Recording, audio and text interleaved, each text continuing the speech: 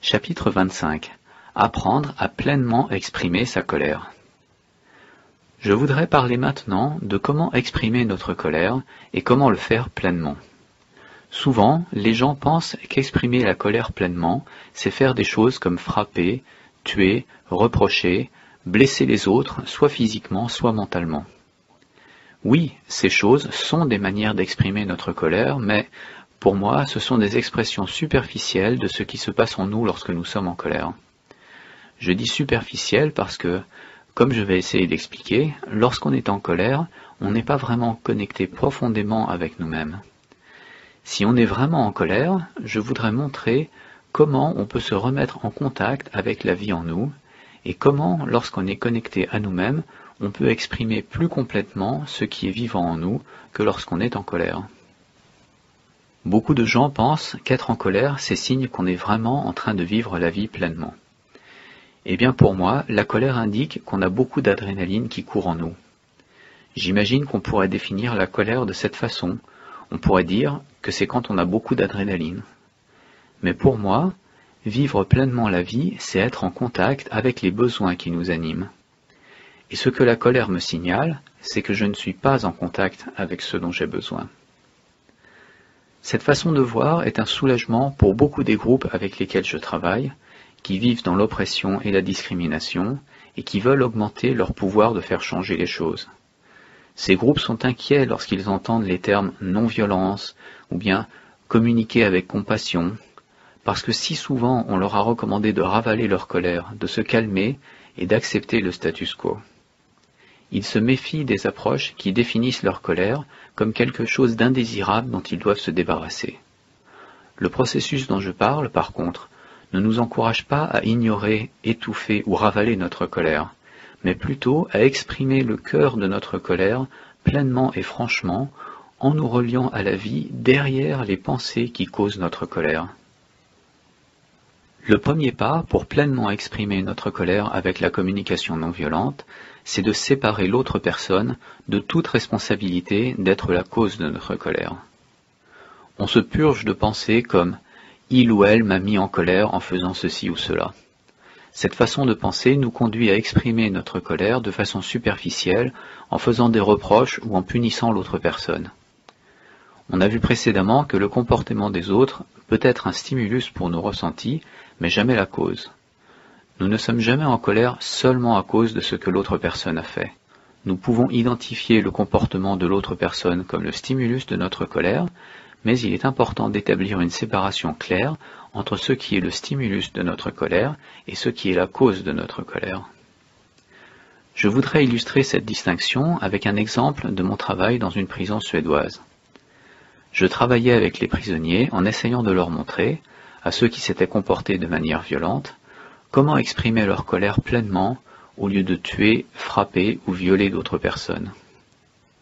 Pendant un exercice où les prisonniers cherchaient à identifier le stimulus de leur colère, un prisonnier dit « Il y a 3 semaines que j'ai fait une demande à l'administration de la prison et ils n'ont toujours pas répondu. » Eh bien, ceci me donnait une observation claire de ce que les autres personnes avaient fait.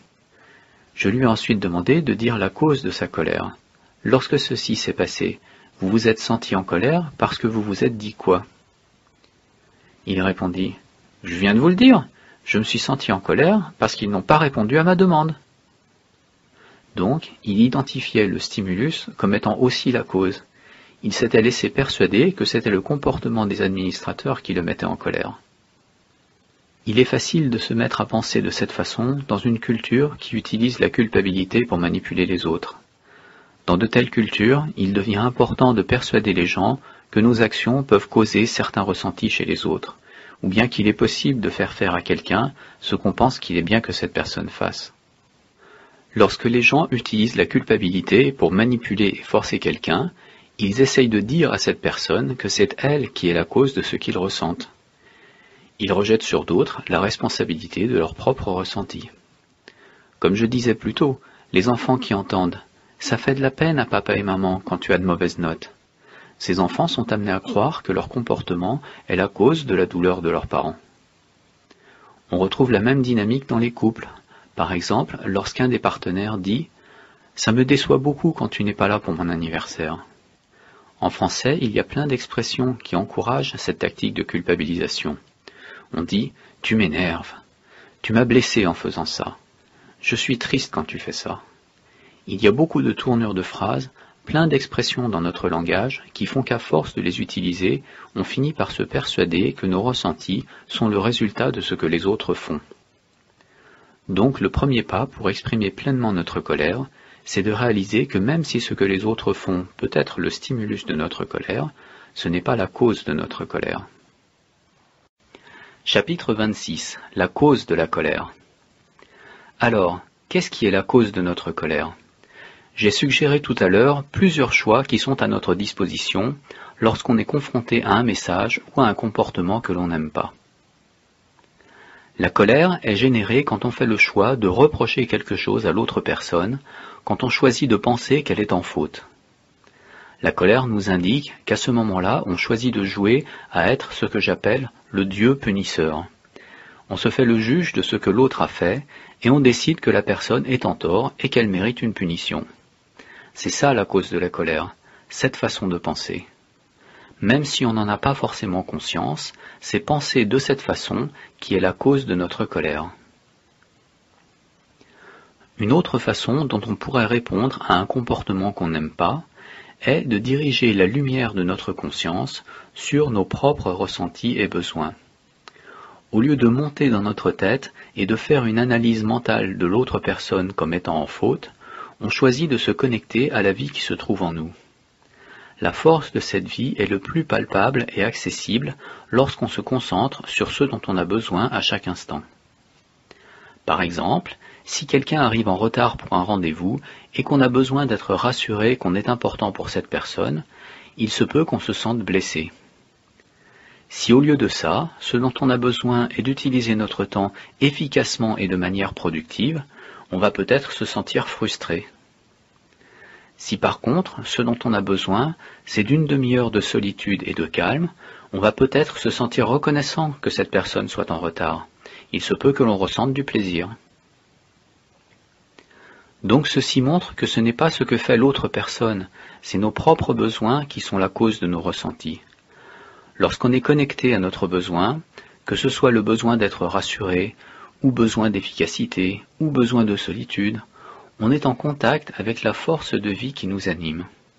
Il se peut que nos ressentis soient très forts, mais on n'est jamais en colère. La colère vient d'une façon de penser déconnectée de la vie, déconnectée des besoins. Elle indique que nous sommes grimpés dans notre tête pour analyser et juger quelqu'un, au lieu de chercher lesquels de nos besoins ne sont pas satisfaits en ce moment. En plus du choix de se concentrer sur nos propres ressentis et besoins, on a un autre choix possible à tout moment, qui est celui de porter l'éclairage de notre conscience sur les ressentis et les besoins de l'autre personne. Lorsqu'on fait ce choix aussi, on ne ressent jamais de colère. Ce n'est pas qu'on réprime la colère, mais plutôt on s'aperçoit que la colère est simplement absente dès que notre attention est pleinement soit sur les ressentis et les besoins de l'autre personne, soit sur nos propres ressentis et besoins. Parfois on me demande, n'y a-t-il pas des circonstances où la colère est justifiée ? N'est-il pas par exemple justifié de s'indigner lorsqu'on est confronté à une pollution de l'environnement irréfléchie et négligente ? Ma réponse est que je suis fortement convaincu qu'en soutenant à quelque degré que ce soit l'existence de choses comme une action négligente, une action consciencieuse, une personne avide d'argent ou une personne de bonne moralité, je suis convaincu qu'alors, à un degré ou un autre, je contribue à la violence sur cette planète.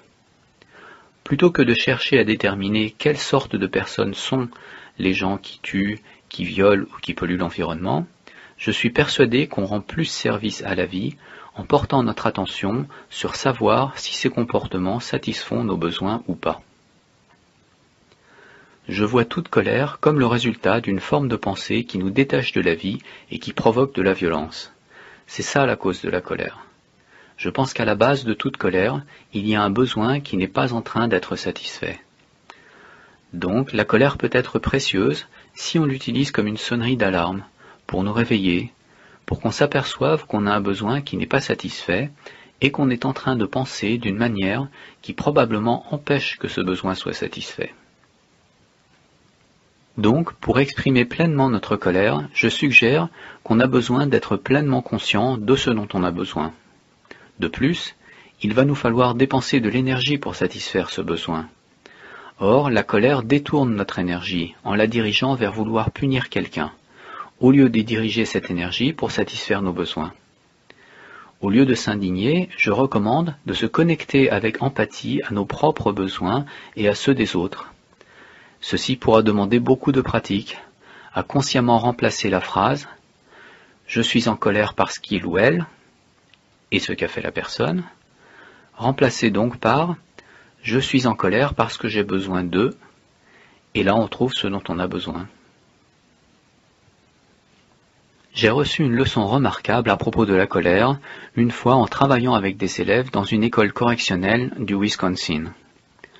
2 jours de suite, en arrêtant une bagarre entre 2 élèves, j'ai reçu un coup dans le nez. Le premier jour, c'était un grand coup de coude alors que je m'interposais pour séparer les enfants. J'étais tellement enragé que c'est seulement de justesse que je me suis retenu de frapper le jeune. Dans les rues de Détroit où j'ai grandi, il fallait bien moins qu'un coup de coude dans le nez pour me mettre en rage.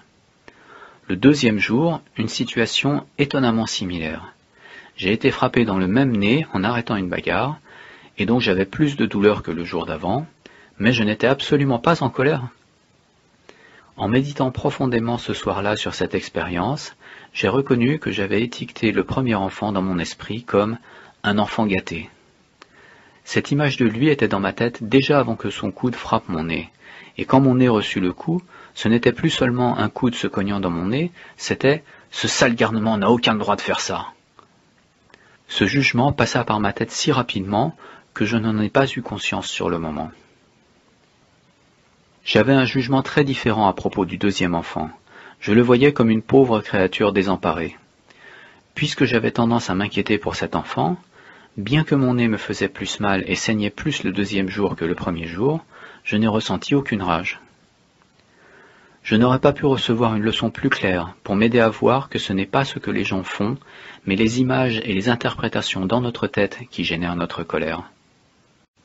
Chapitre 27. La différence entre cause et stimulus. Je mets l'accent sur la différence entre cause et stimulus pour des raisons pratiques autant que philosophiques. Je voudrais illustrer ceci en revenant au dialogue de tout à l'heure avec John, ce prisonnier en Suède.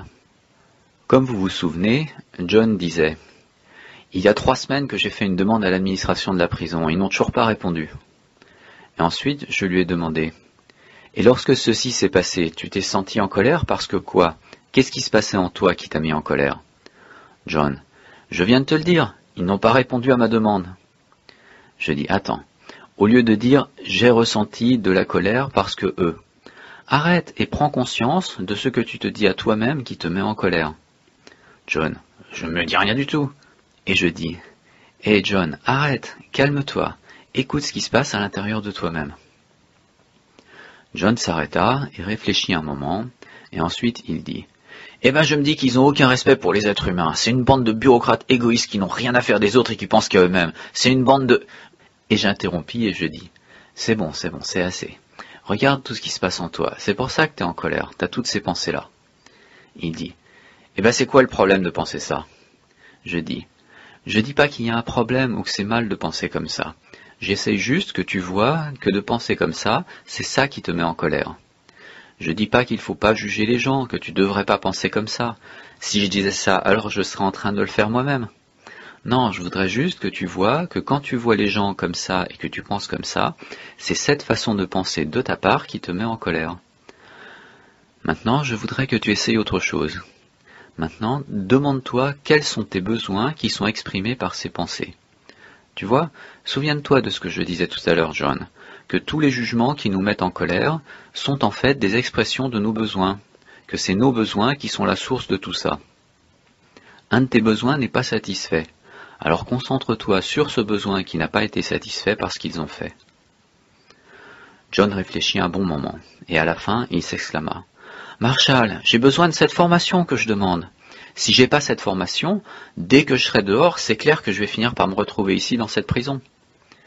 Je dis, d'accord John, alors maintenant que ton attention est sur ce dont tu as besoin, comment tu te sens? Il dit, j'ai peur. Je dis, Ok, maintenant imagine que tu es un des officiels de la prison.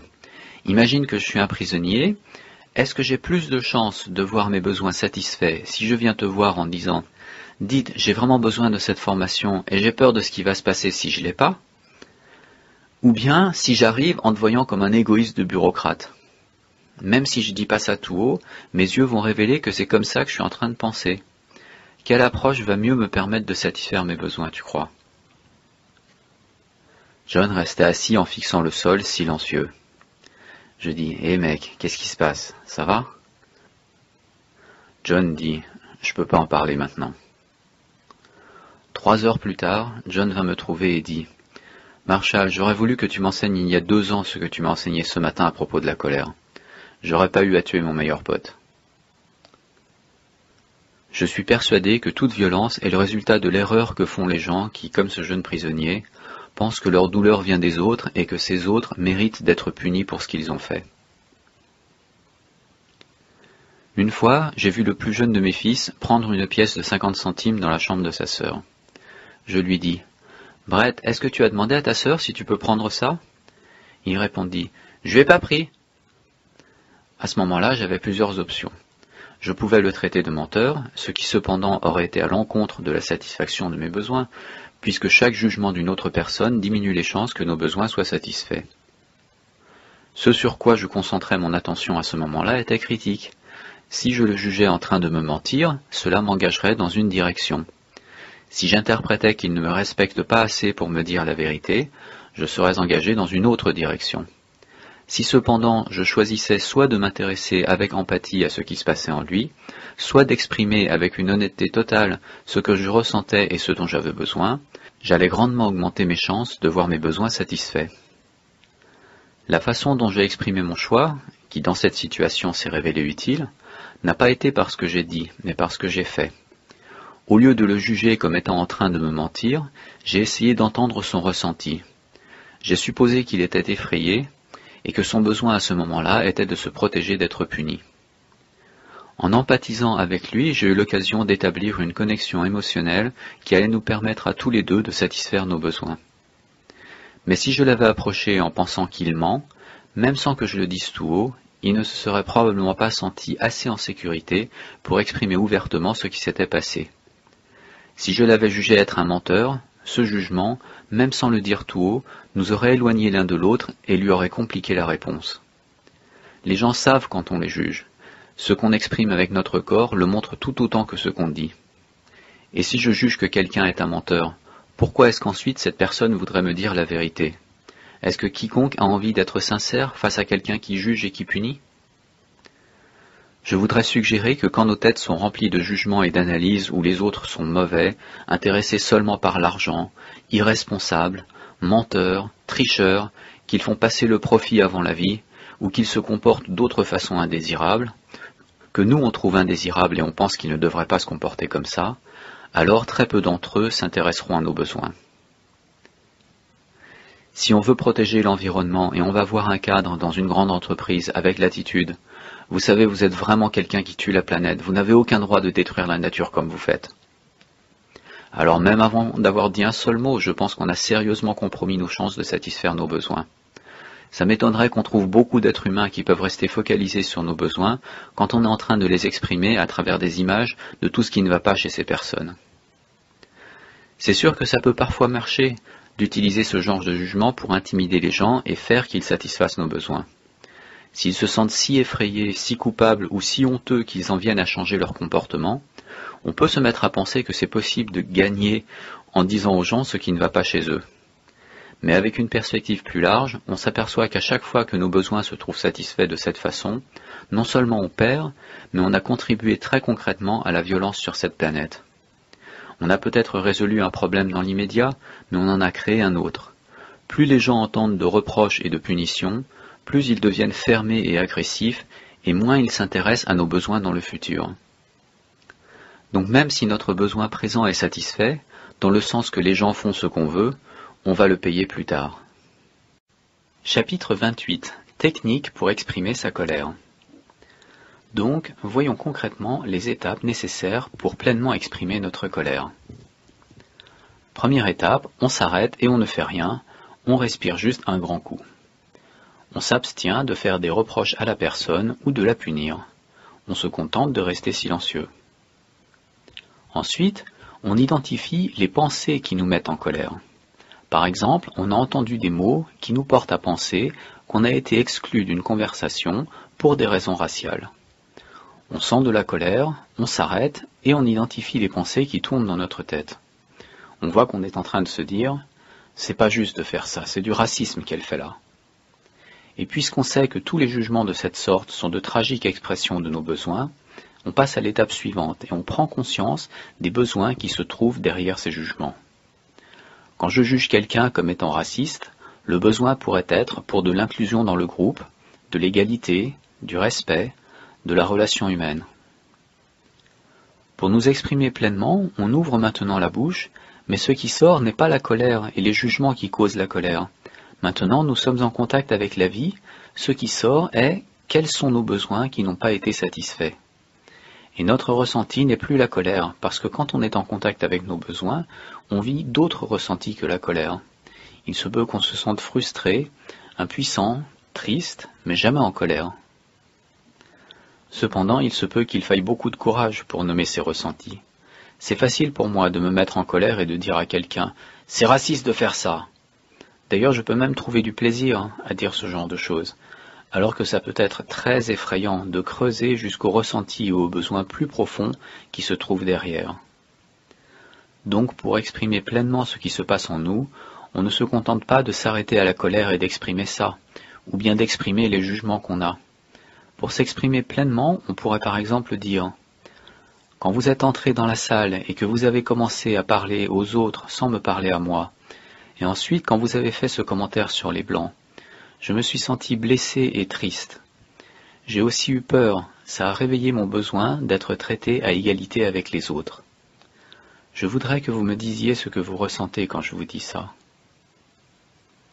Lorsque je m'exprime avec cette sorte d'énergie, l'énergie d'être en contact avec mes ressentis et mes besoins, cela augmente les chances aussi bien pour l'autre personne que pour moi-même que nos besoins soient satisfaits, plus que si je réagis avec l'énergie qui vient de mes jugements. Souvent, cependant, il est nécessaire de passer par une étape supplémentaire avant que l'autre personne puisse s'intéresser à ce qui se passe en nous. Parce que dans ce genre de situation, il va souvent être difficile pour les autres d'accueillir nos ressentis et nos besoins, il va nous falloir d'abord leur apporter à eux de l'empathie, si on veut qu'ils nous entendent. Plus on montre de l'empathie pour ce qui conduit les autres vers des comportements qui ne satisfont pas nos besoins, plus on augmente les chances qu'ils seront ensuite aptes à nous rendre l'appareil. Au cours des 30 dernières années, j'ai de nombreuses fois partagé la communication non violente avec des gens qui avaient des croyances fortes concernant certaines couleurs de peau ou certains groupes ethniques. Tôt un matin, un taxi était venu me chercher dans un aéroport pour me conduire en ville. Un message pour le chauffeur retentit sur le haut-parleur. Le message disait « Passez prendre M. Fishman à la synagogue du centre-ville ». Il y avait un autre passager dans le taxi avec moi, et il marmonna. Ces youpins se lèvent tôt le matin pour pouvoir escroquer de l'argent à tout le monde. Pendant 20 secondes, j'avais de la fumée qui me sortait des oreilles. Il y a des années, ma première réaction aurait été de vouloir physiquement blesser quelqu'un qui avait dit ça. Maintenant, je pris quelques respirations profondes, et je me suis donné de l'empathie pour la douleur, la peur et la rage que je sentais remuer en moi.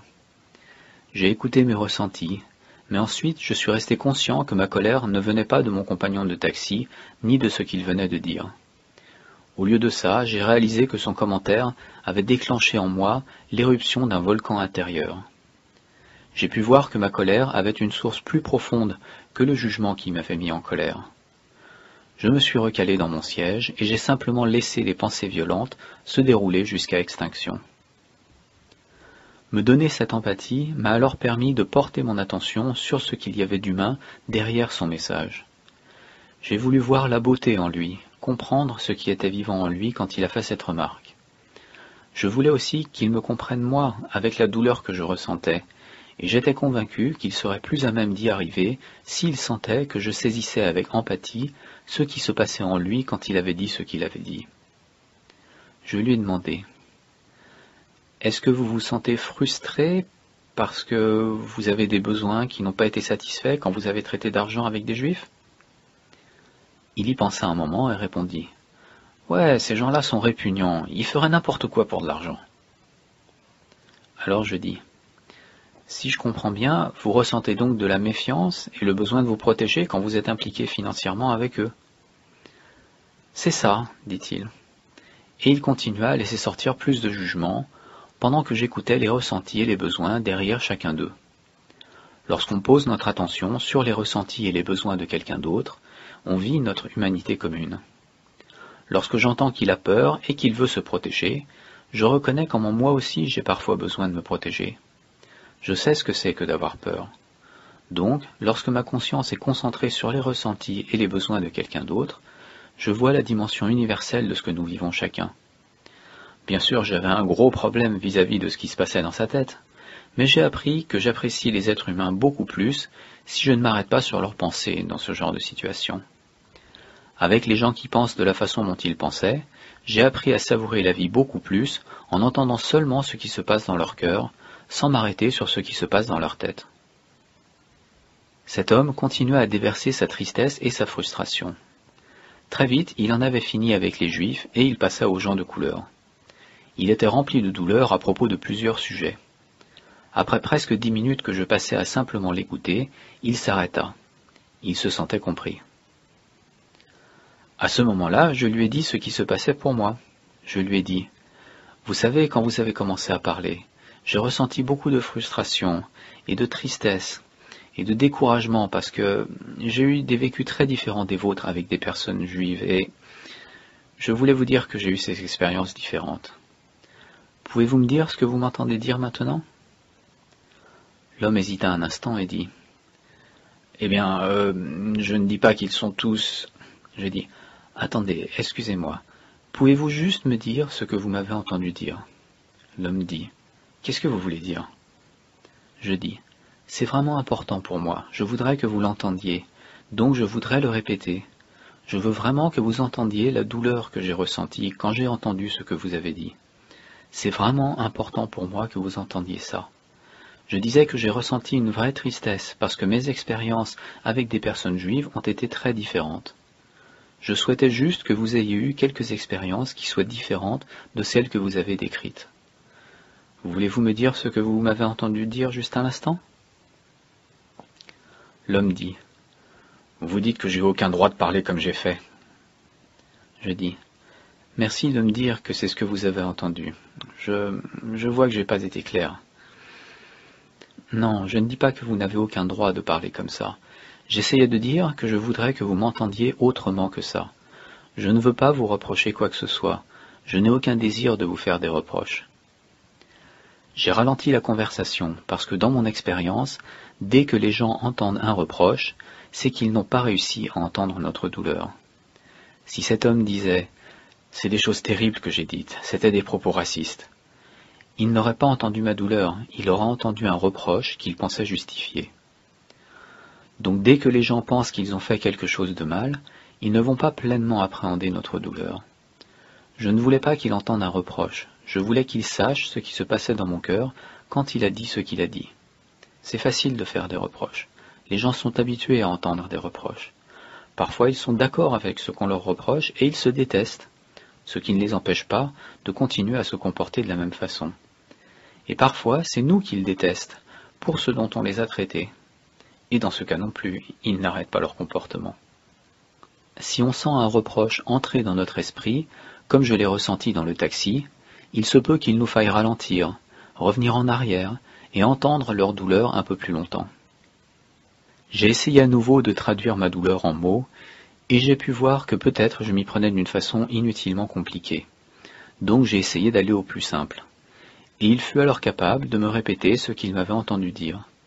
Et en sortant du taxi, j'ai pensé qu'on avait eu une connexion certes superficielle, mais néanmoins bien supérieure à ce qui se serait passé si j'avais commencé à communiquer avec lui en étant en colère et avec les jugements qui généraient ma colère. Le plus important probablement, pour apprendre à vivre ce processus que je viens de décrire concernant la colère, c'est de prendre son temps. On va peut-être se sentir mal à l'aise en déviant des comportements habituels que notre conditionnement a rendus automatiques, mais si on veut vivre consciemment notre vie en harmonie avec nos valeurs, alors on voudra prendre son temps. Un de mes amis avait noté les étapes de base de ce processus sur une fiche, qu'il utilisait comme une sorte d'anti-sèche au travail. Lorsque son chef le confrontait, il s'arrêtait, il sortait la fiche et il la consultait, et il prenait le temps de se souvenir comment répondre. Lorsqu'il m'a raconté ça, je lui ai demandé si ses collègues ne trouvaient pas ça bizarre, de constamment regarder dans sa main et de mettre si longtemps à répondre. Il me dit « Marshall, ça ne prend pas tant de temps que ça, et même si ça prenait longtemps, pour moi ça le vaut. C'est important pour moi de savoir que je réponds aux gens de la façon que je veux, plutôt que comme j'ai été entraîné à le faire. » À la maison, il était encore plus direct. Il avait expliqué à sa femme et à ses enfants pourquoi il prenait du temps et pourquoi il consultait la fiche. À chaque fois qu'il y avait une dispute dans la famille, il sortait la fiche et il prenait son temps. Il portait son attention là où il voulait qu'elle soit, en utilisant la fiche pour se souvenir. Il me dit qu'au bout d'un mois environ, il a senti qu'il maîtrisait suffisamment le processus et il rangea la fiche dans un tiroir. Puis un soir, quelques jours plus tard, lui et son fils Scotty, 4 ans, se disputaient à propos de la télé et ça ne se passait pas bien. Et Scotty lui dit « Papa, prends la fiche !» Pour ceux d'entre vous qui souhaitent vivre la communication non violente, particulièrement dans des situations difficiles qui stimulent de la colère, je voudrais suggérer l'exercice suivant. Comme on a vu, notre colère vient des jugements, des étiquettes qu'on met sur les gens, des reproches et des idées qu'on a de ce que les gens devraient faire et de ce qu'ils méritent. Faites une liste des jugements qui circulent le plus souvent dans votre tête en utilisant ce début de phrase. Je n'aime pas les gens qui sont... Et ensuite, notez les pensées qui vous viennent.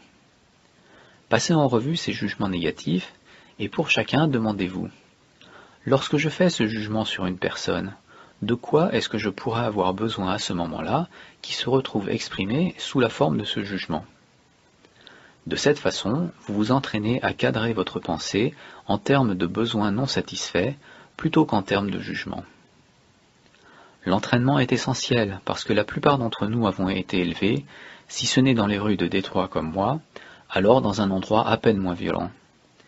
Les jugements et les reproches sont probablement devenus comme une seconde nature pour nous. Donc, pour s'entraîner à la communication non violente, on a besoin de procéder lentement, de prendre son temps avant de parler, et souvent de prendre une profonde respiration et de ne pas parler du tout. Pour apprendre le processus, aussi bien que pour l'appliquer, il faut du temps. Chapitre 29. Apprendre à exprimer nos besoins. On a tous appris des choses qui nous limitent pour atteindre notre potentiel en tant qu'être humain. Que l'on ait appris ça de parents bien intentionnés, ou bien de professeurs, religieux ou autres, ou bien des médias, on a appris des choses qui ne sont vraiment pas du tout bonnes pour nous.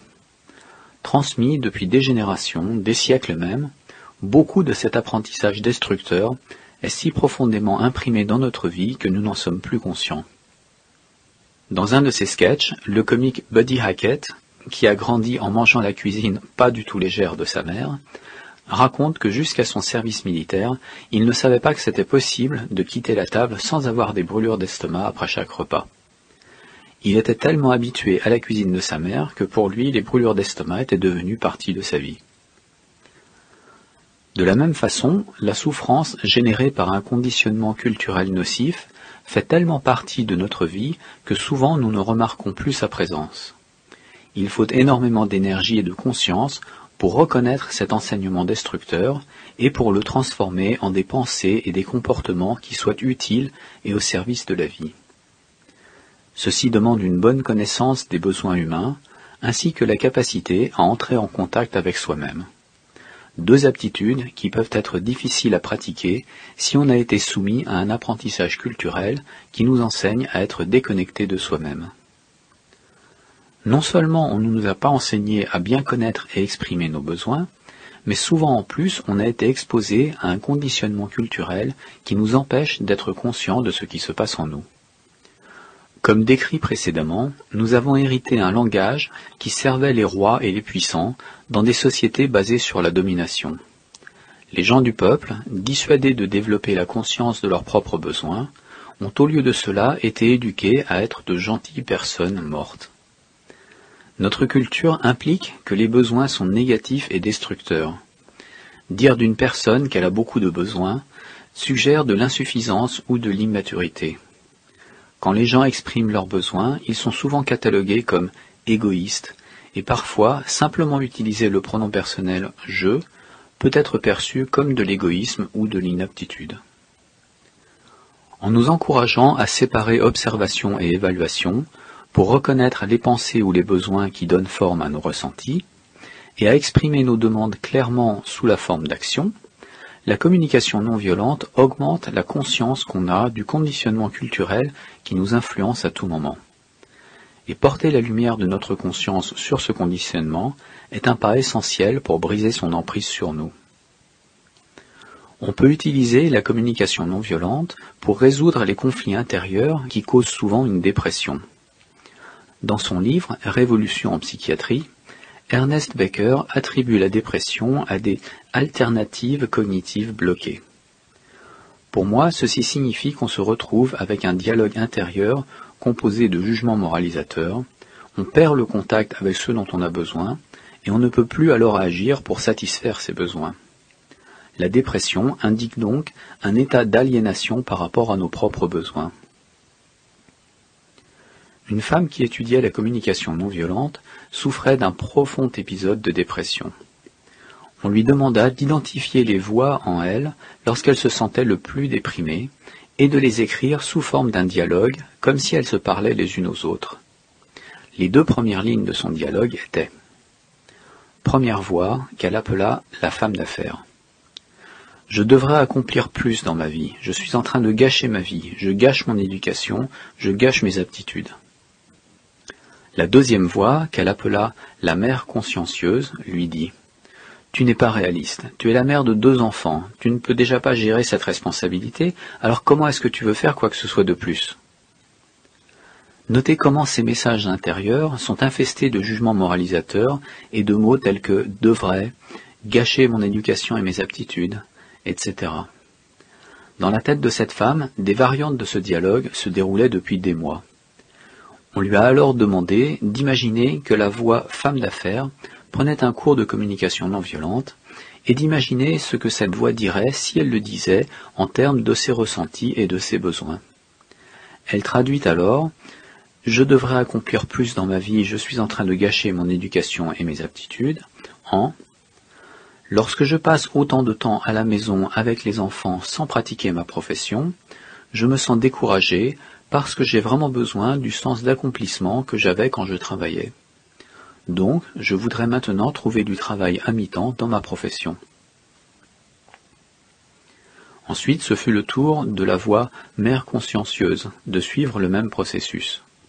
Les phrases « Tu n'es pas réaliste, tu es la mère de 2 enfants, tu ne peux déjà pas gérer cette responsabilité, alors comment est-ce que tu veux faire quoi que ce soit de plus ?» furent transformées en « Lorsque j'imagine aller au travail, j'ai peur parce que j'ai besoin d'être rassuré que les enfants reçoivent suffisamment d'attention et qu'ils sont entre de bonnes mains. Donc, je voudrais maintenant trouver qui peut leur assurer ceci pendant que je travaille, et aussi comment trouver suffisamment de temps à passer avec les enfants quand je ne suis pas fatigué. » Cette femme ressentit un grand soulagement dès qu'elle a traduit ainsi les messages intérieurs qu'elle s'adressait. Elle put voir au-delà des messages aliénants qu'elle se répétait à elle-même et s'offrir de l'empathie. Bien qu'elle se trouvait encore confrontée à des défis pratiques, comme rallier son mari à son projet et trouver qui allait s'occuper des enfants tels qu'elle le souhaitait, elle n'était plus sous l'emprise des jugements du dialogue intérieur qui l'empêchait d'être consciente de ses propres besoins, ainsi que d'agir pour satisfaire ses besoins. Lorsqu'on est empêtré dans des pensées qui nous portent à critiquer, à faire des reproches ou à être en colère, il est difficile de se ménager un environnement intérieur propice à la santé. La communication non violente nous aide à créer un état d'esprit plus reposant et plus serein, en nous encourageant à porter notre attention sur ce qu'on veut vraiment, plutôt que sur ce qui ne va pas chez les autres ou chez nous-mêmes. Chapitre 30. La communication non violente et la psychothérapie. Il y a beaucoup d'années de cela, juste après avoir investi 9 ans de ma vie à suivre les cours et obtenir les diplômes nécessaires pour devenir psychothérapeute, je suis tombé sur un dialogue entre le philosophe israélien Martin Buber et le psychologue américain Carl Rogers, dans lequel Buber mettait en doute l'idée qu'il soit possible à quiconque de faire de la psychothérapie en tenant le rôle d'un psychothérapeute. Buber était en visite aux États-Unis à l'époque et avait été invité avec Carl Rogers à une discussion dans un hôpital psychiatrique devant un groupe de professionnels de la santé mentale. Dans ce dialogue, Buber avance que le développement humain se produit à travers des rencontres entre deux individus qui s'expriment de manière vulnérable et sincère dans ce qu'il a nommé une relation moi-toi, par contraste avec moi-ça. Il ne pensait pas que ce type de rapport authentique soit susceptible d'exister lorsque les gens se rencontrent dans les rôles de psychothérapeute et de client. Rogers était d'accord pour dire que le développement humain ne peut avoir lieu sans authenticité. Cependant, il soutenait que des psychothérapeutes éclairés peuvent choisir de transcender leur rôle de psychothérapeute pour authentiquement rencontrer leurs clients. Buber était sceptique. Son opinion était que même si les psychothérapeutes étaient décidés et capables d'entretenir des rapports authentiques avec leurs clients, de telles rencontres étaient impossibles tant que les clients continuaient à se voir comme clients et à voir leurs psychothérapeutes comme des psychothérapeutes. Il fit observer comment le fait même de prendre rendez-vous pour aller voir quelqu'un dans un cabinet, de payer des honoraires, comment ceci réduisait les chances qu'une relation authentique se noue entre deux personnes. Ce dialogue clarifia pour moi l'ambivalence que je ressentais depuis longtemps envers le détachement clinique, cette règle sacro-sainte de la psychothérapie psychanalytique qu'on m'avait enseignée. On considérait en général que pour un thérapeute, apporter ses propres ressentis et besoins dans la psychothérapie était faire preuve d'un comportement pathologique. D'après cette façon de penser, les psychothérapeutes compétents devaient rester à l'écart du processus thérapeutique en évitant de s'immiscer dedans, et ils devaient fonctionner comme un miroir sur lequel les clients projettent leur transférence pour ensuite travailler dessus avec l'aide du psychothérapeute. Je comprenais la théorie qui explique la nécessité de maintenir hors du cadre de la psychothérapie le processus interne du psychothérapeute et d'éviter le danger de s'occuper de ses propres conflits internes au détriment du client. Cependant, j'avais toujours trouvé malaisé de maintenir la distance émotionnelle de rigueur, et de plus, je croyais aux avantages de s'inclure dans le processus avec authenticité. J'ai donc commencé à expérimenter en remplaçant le langage clinique par le langage de la communication non violente. Au lieu d'interpréter ce que mes clients disaient selon les théories de la personnalité que j'avais étudiées, je me suis rendu présent à leurs propos et je les ai écoutés avec empathie. Au lieu de les diagnostiquer, ne serait-ce que dans ma tête, j'ai révélé ce qui se passait en moi. Au début, ceci était effrayant pour moi. Je m'inquiétais des réactions qu'auraient mes collègues à la façon dont j'entrais en dialogue avec les clients. Cependant, les résultats étaient si satisfaisants, pour les clients comme pour moi-même, que j'ai rapidement dépassé mes hésitations. Depuis environ 1963, l'idée de s'inclure pleinement soi-même dans la relation centrée sur le client a cessé de me paraître une hérésie, mais quand j'ai commencé à pratiquer de cette façon, j'ai souvent été invité à faire des exposés devant des groupes de psychothérapeutes qui n'étaient pas très à l'aise lorsque j'abordais ce sujet. Une fois, une grande assemblée de professionnels de la santé, dans un hôpital psychiatrique public, m'a demandé de montrer comment la communication non violente pourrait être utile dans le traitement de personnes en détresse. Après l'heure passée à faire mon exposé, on m'a demandé de conduire un entretien avec une patiente afin d'évaluer son cas et de recommander un traitement. J'ai parlé pendant environ une demi-heure avec cette femme de 29 ans, mère de 3 enfants. Ensuite, après qu'elle soit partie, le personnel responsable de son suivi me questionna.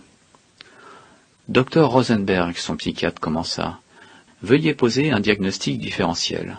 À votre avis, est-ce que cette femme manifeste une réaction schizophrénique ou bien est-ce qu'il s'agit ici d'un cas de psychose toxique ?» J'ai répondu que j'étais mal à l'aise avec ce genre de questions.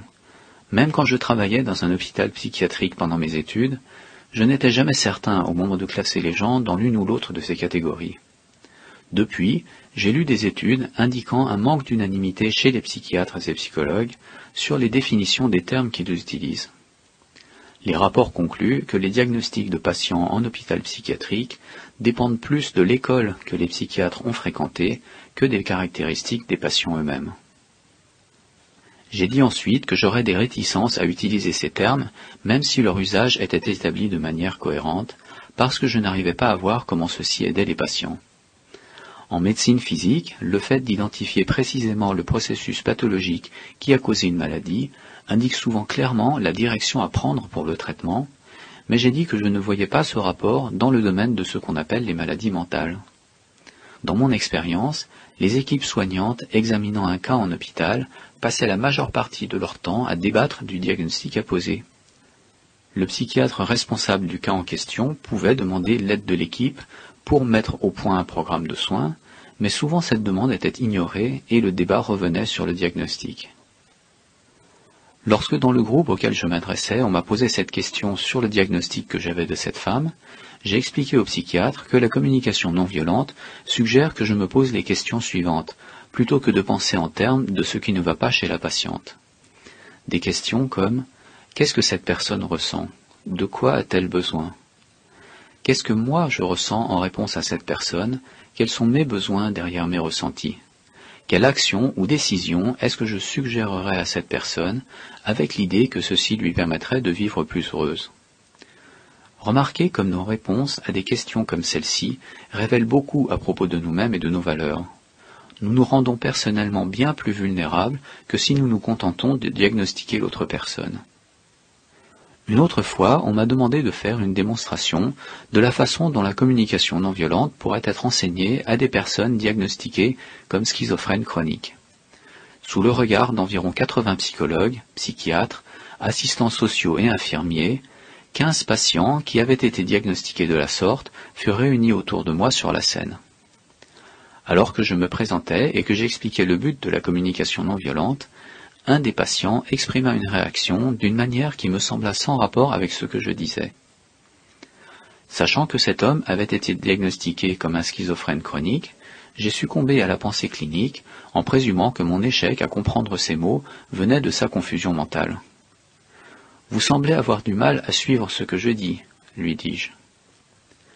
À ceci, un autre patient s'interposa. « Moi je comprends ce qu'il a dit. » Et expliqua ensuite la pertinence de ce que le premier patient m'avait dit. Reconnaissant alors qu'il n'y avait pas de confusion dans les propos de cet homme, mais que c'est moi qui n'avais tout simplement pas saisi le rapport entre ses pensées et les miennes, j'étais consterné par la facilité avec laquelle je lui avais attribué la responsabilité de cette rupture de communication. J'aurais vraiment préféré assumer mes propres ressentis en disant par exemple « Je suis confus, je voudrais voir le rapport entre ce que j'ai dit et votre réponse, mais je n'en vois pas. Est-ce que vous voudriez bien expliquer comment votre remarque se rapporte à ce que j'ai dit ?» À part ce bref écart de ma part dans la pensée clinique, la séance avec les patients se déroula avec succès. Le personnel thérapeutique, impressionné par les réponses des patients, demanda si je les considérais comme un groupe de patients particulièrement coopératifs. Je répondis que quand j'évitais de diagnostiquer les gens, et qu'au lieu de cela je restais en contact avec la vie se déroulant en eux et en moi-même, les gens répondent généralement de manière positive. Un membre du personnel suggéra alors de faire une séance similaire, mais avec des psychologues et des psychiatres à la place des patients, parce que ça pourrait être une expérience instructive. D'un commun accord, les patients sur scène échangèrent leur place avec des volontaires parmi les spectateurs. En travaillant avec ces professionnels, j'ai eu du mal à clarifier pour un des psychiatres la différence entre la compréhension intellectuelle et l'empathie telle que la propose la communication non violente. Lorsque quelqu'un dans le groupe exprimait des ressentis, il répondait avec sa vision des dynamiques psychologiques derrière ces ressentis, au lieu de répondre avec empathie. Lorsque ceci se produisit pour la 3e fois, un des patients dans la salle dit « Vous ne voyez pas que vous refaites la même chose ? Vous interprétez ce qu'elle dit, au lieu de répondre à ses ressentis avec empathie. » En adoptant les techniques et l'esprit de la communication non violente, on peut apporter aux autres du soutien et de l'assistance dans des rencontres qui sont sincères, ouvertes et mutuelles, plutôt que d'avoir recours à des relations professionnelles caractérisées par de la distance émotionnelle, des diagnostics et de la hiérarchie. Chapitre 31. Célébrer la vie en exprimant pleinement notre reconnaissance. Je voudrais maintenant que l'on voie comment la communication non violente peut nous aider à célébrer la vie. On a vu comment on peut l'utiliser dans des situations de conflit, que ce soit un conflit à l'intérieur de nous-mêmes ou bien avec d'autres personnes. Mais une application très importante de la communication non violente est de célébrer la vie par la façon dont on exprime de la gratitude envers soi-même et les autres. D'abord, je voudrais préciser le but que l'on recherche en exprimant sa reconnaissance. Si quelqu'un dit « Vous avez fait du bon travail avec ce rapport » ou bien « Vous êtes très perceptive » ou bien « C'était gentil à vous de me proposer de me raccompagner hier soir ». Ces phrases sont habituellement des remerciements, mais dans un langage qui nous sépare de la vie. Vous êtes peut-être surpris que je considère les louanges et les compliments comme étant anti-vie. Mais remarquez comment on révèle très peu de ce qui se passe en nous quand on s'exprime de cette façon. Et comment ces formulations placent la personne qui les dit dans la position d'un juge qui se prononce sur les actions d'autrui. Je définis les jugements, aussi bien positifs que négatifs, les jugements qui sous-entendent que quelque chose est bien ou mal, comme de la communication qui nous sépare de la vie.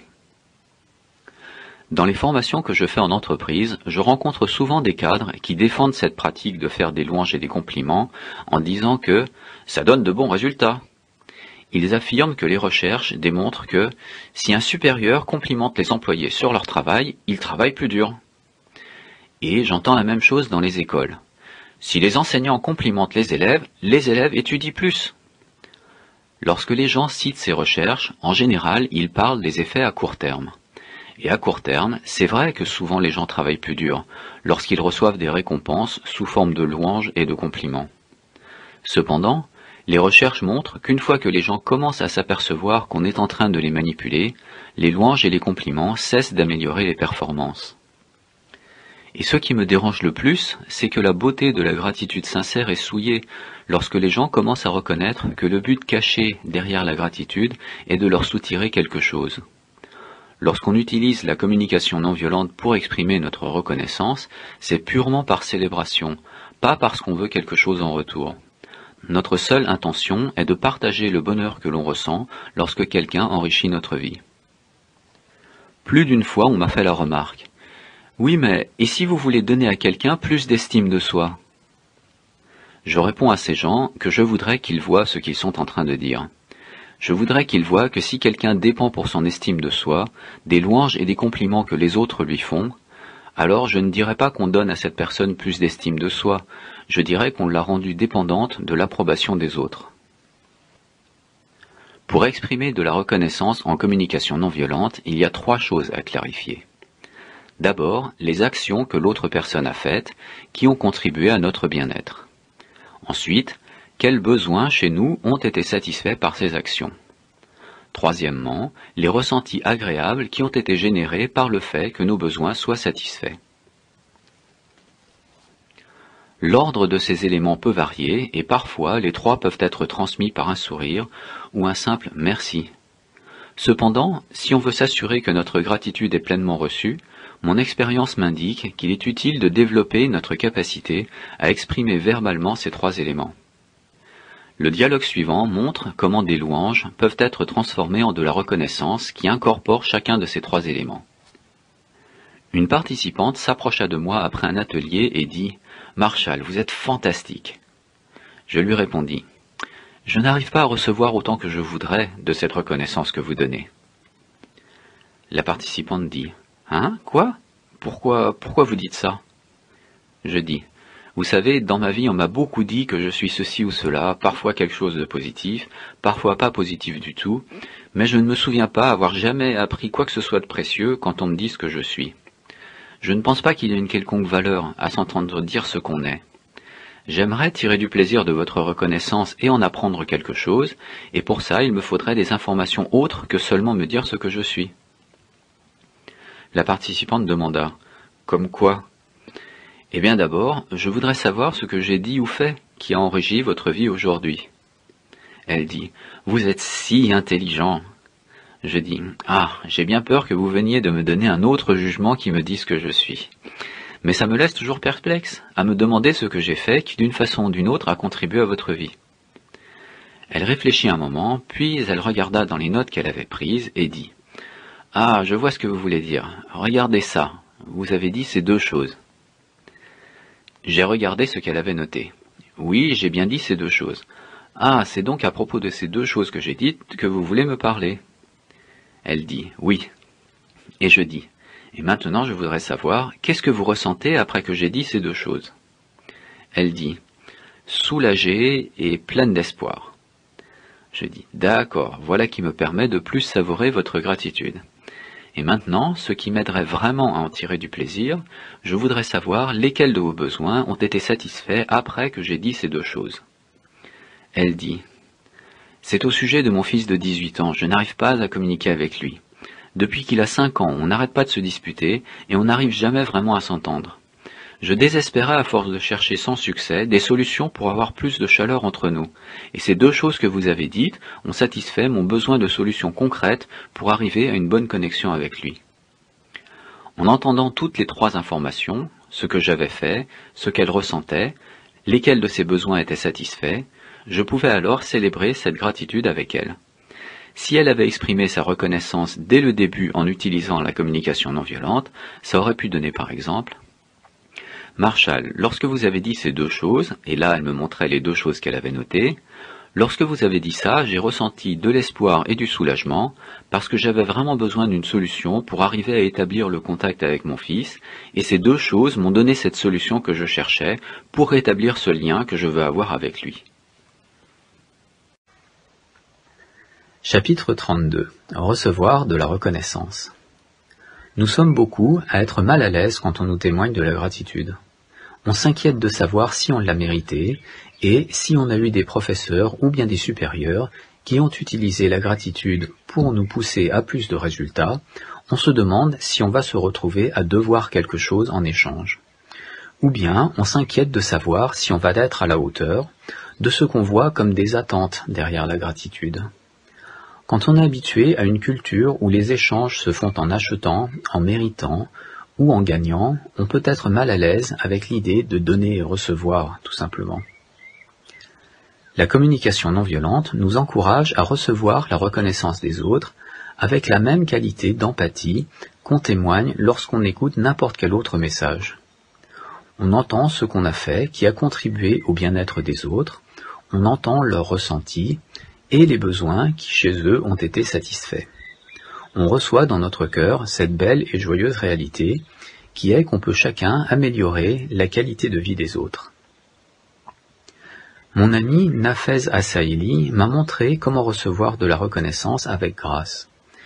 Il faisait partie d'un groupe de Palestiniens que j'avais invité en Suisse pour un stage de communication non violente. À la fin du stage, Nafez est venu me voir en disant « Ce stage va nous être très utile pour travailler pour la paix dans mon pays. » Il m'a dit « Je voudrais te remercier de la façon qu'on fait, nous, soufis, quand on veut montrer qu'on apprécie particulièrement quelque chose. » En serrant mon pouce avec le sien, il me regarda dans les yeux et dit « J'embrasse le divin en toi qui fait que tu peux nous donner ce que tu as donné. » Et il embrassa ensuite ma main. L'expression de reconnaissance de Nafez me montra une façon différente de recevoir la reconnaissance de quelqu'un. D'habitude, on peut la recevoir de deux façons diamétralement opposées. À un extrême, il y a ce qu'on appelle l'égoïsme, c'est-à-dire se croire supérieur aux autres parce qu'on nous témoigne de la reconnaissance. À l'autre extrême, il y a la fausse humilité, c'est-à-dire nier l'importance de ce qui est apprécié chez nous en minimisant par des paroles comme « Oh, c'est rien ». Nafez me montra que je peux recevoir de la reconnaissance avec joie en étant conscient que c'est ce que j'ai reçu de l'univers qui m'a permis d'enrichir la vie des autres. Si je suis conscient que ce qui me donne le pouvoir d'enrichir la vie des autres, c'est le pouvoir de la vie elle-même, certains disent l'énergie divine, qui court à travers chacun de nous, alors j'évite le piège de l'égoïsme et celui de la fausse humilité. Golda Meir, lorsqu'elle était le premier ministre israélien, réprimanda une fois un de ses ministres qui ne savait pas recevoir de la gratitude sans tomber dans l'humilité. Elle lui dit « Ne soyez pas si humble, vous n'êtes pas si extraordinaire. » Les lignes suivantes, que j'ai lues dans un livre de Marianne Williamson, sont un autre rappel pour moi de ne pas tomber dans le piège de la fausse humilité. Ces lignes m'aident aussi à comprendre pourquoi tant de gens sont effrayés lorsqu'ils reçoivent de la gratitude. Dans son livre, elle écrit « Notre plus grande peur n'est pas que nous sommes insuffisants. Notre plus grande peur est que notre pouvoir soit si gigantesque. C'est notre lumière et pas notre noirceur qui nous effraie. Vous êtes un enfant de l'univers. Vous ne servez pas cet univers lorsque vous rejetez votre pouvoir. Il n'y a rien d'éclairé à se rétrécir pour éviter que d'autres se sentent mal à l'aise auprès de vous. Nous sommes nés pour rendre manifeste la gloire du divin qui est en nous. Pas seulement à certains, nous l'avons tous en nous. Et lorsque nous laissons notre lumière briller, automatiquement nous permettons aux autres de le faire aussi. Lorsque nous sommes libérés de notre peur, notre présence participe à libérer les autres. Une parenthèse ici, c'est le traducteur qui parle.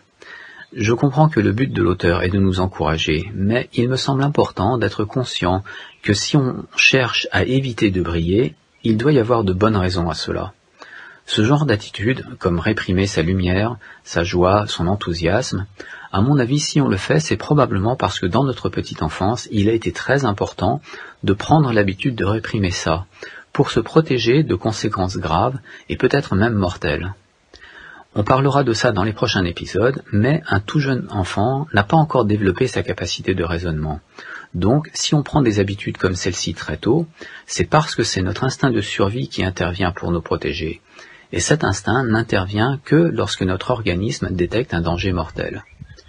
Je dis ça pour éviter de tomber dans le piège de se reprocher, comme il me semble que le fait cet auteur, des réactions qui, loin d'être dues à un manque de courage, sont, il me semble, l'expression admirable d'une sagesse innée.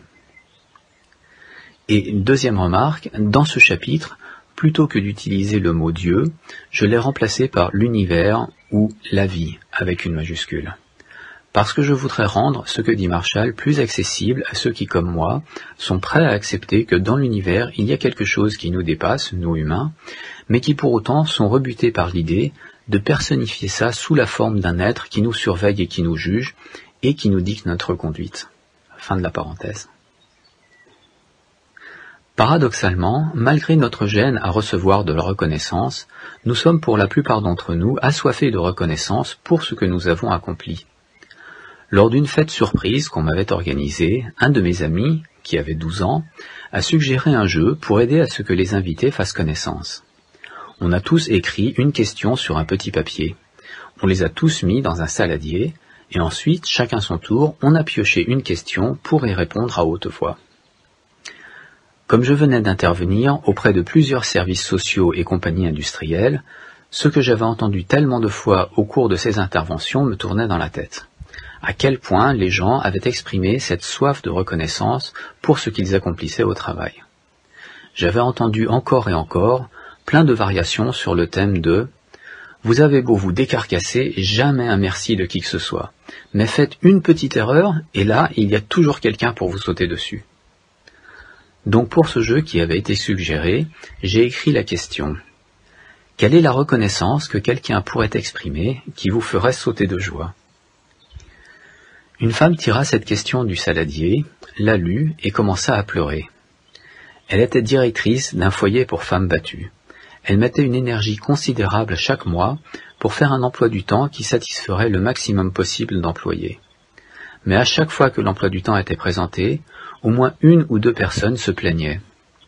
Elle ne se souvenait d'aucune fois où elle avait reçu de la gratitude pour tous ses efforts mis à trouver un emploi du temps équitable. Tout ceci était passé dans son esprit quand elle avait lu ma question, et la soif de reconnaissance lui fit monter les larmes aux yeux. En entendant cette femme expliquer sa réponse, un autre de mes amis dit que lui aussi il faudrait répondre à cette question. Et ensuite, tout le monde voulait aussi répondre à cette question. En répondant à leur tour, plusieurs personnes ont aussi eu les larmes aux yeux. La soif de recevoir de la véritable reconnaissance, plutôt que d'être manipulé par des louanges et des compliments, est particulièrement présente dans le monde du travail, mais on retrouve cette soif à la maison aussi. Un soir, où je venais de souligner comment il n'avait pas fait une tâche ménagère, mon fils Brett rétorqua. « Papa, tu te rends compte que tu parles souvent de ce qui ne va pas, mais presque jamais de ce qui se passe bien ?» Sa remarque est restée dans ma mémoire. J'ai réalisé à quel point je cherchais toujours des améliorations, en ne m'arrêtant pas assez pour célébrer ce qui se passe comme je voudrais.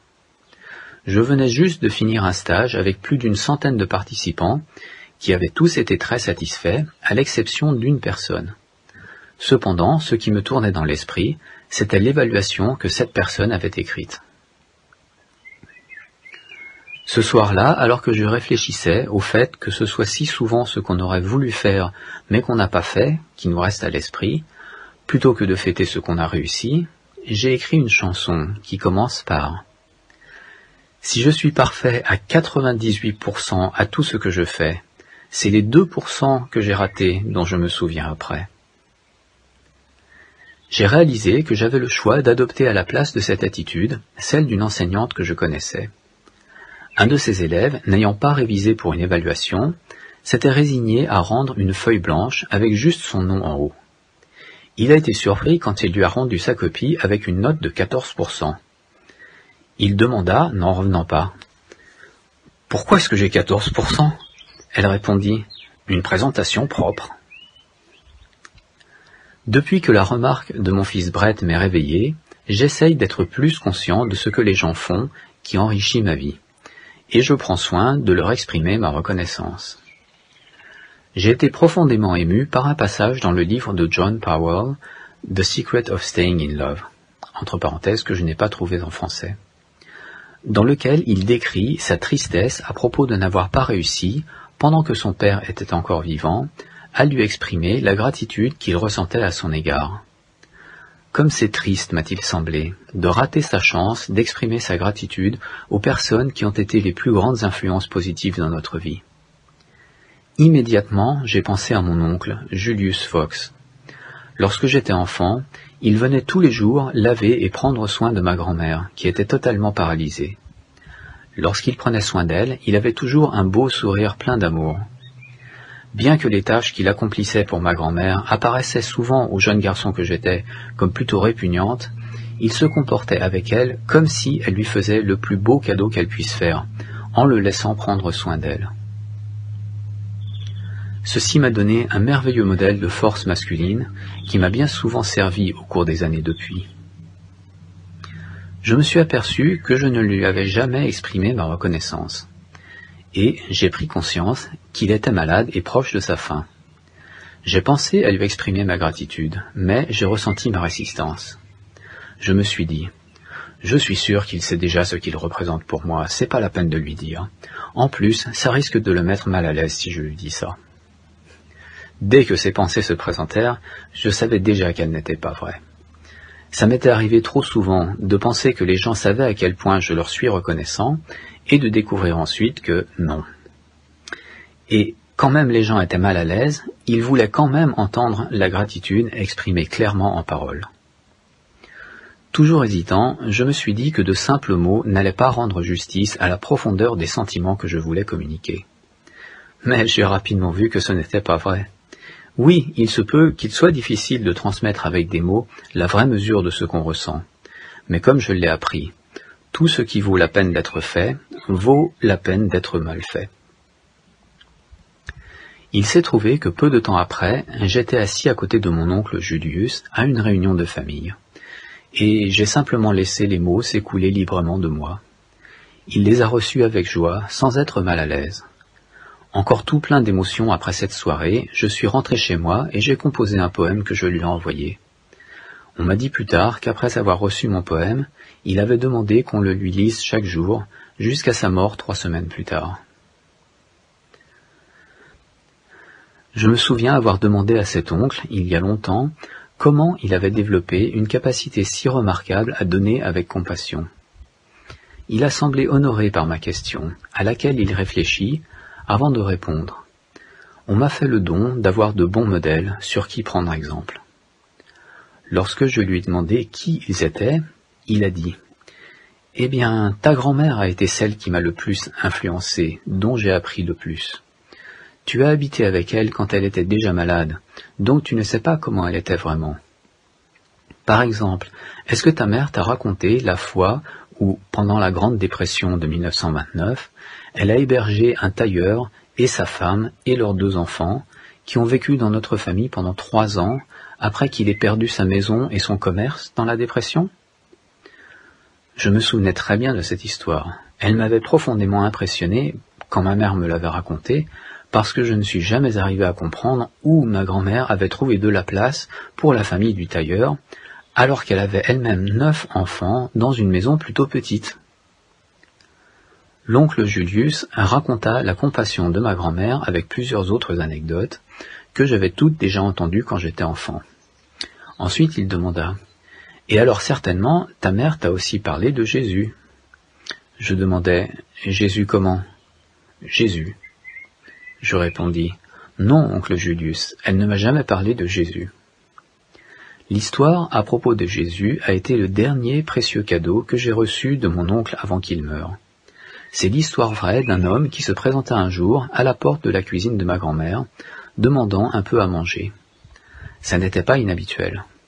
Bien que ma grand-mère était très pauvre, tout le quartier savait qu'elle donnerait à manger à quiconque viendrait frapper à sa porte.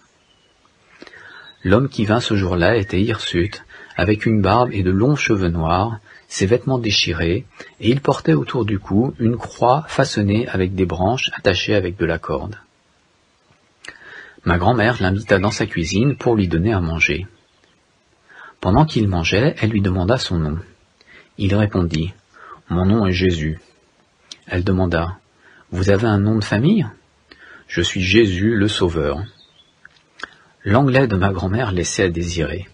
Un autre de mes oncles arriva dans la cuisine pendant que l'homme mangeait, et grand-mère présenta l'inconnu comme « Monsieur le Sauveur ».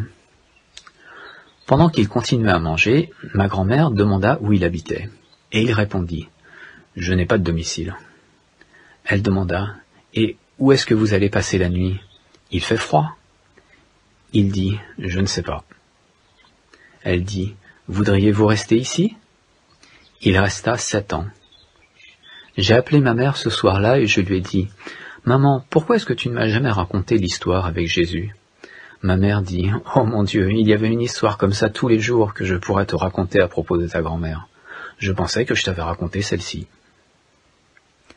Lorsqu'il s'agissait de communiquer de manière non violente, ma grand-mère faisait ça naturellement. Elle ne pensait pas à ce que cet homme est.